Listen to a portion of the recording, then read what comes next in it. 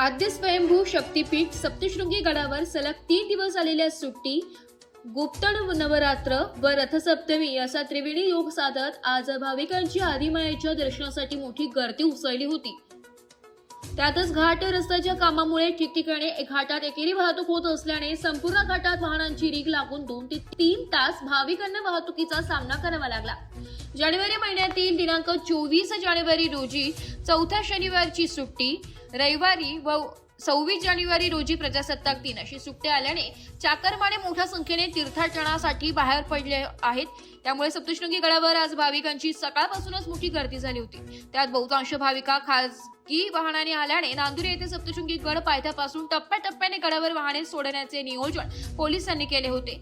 मात्र घाट रस्त्यात बेशिस्त वाहन चालकांनी एकेरी मार्ग असताना एकाच बाजूने रस्त्याने 2 लेन केल्याने दुसऱ्या बाजूचे वाहनांसह वाहतूक तासनतास खोळंबल्याचे चित्र होते। घाटातील सकाळपासून असलेली वाहतूक कोणती रात्री उशिरापर्यंत कायम होती। त्यामुळे महिला, वृद्ध, लहान बालकांचे हाल होत असल्याचे चित्र होतं। दरम्यान रोपवे प्रकल्पातही भाविकांना 1.5 ते 2 तासांच्या प्रतीक्षेनंतर देवी मंदिर पोहोचत होते। असे असले तरी मंदिरात भाविक पोहोचल्यानंतर आदिमायेचे दीर्घ प्रतीक्षेनंतर भक्तिभावाने दर्शन घेऊन परतत होती।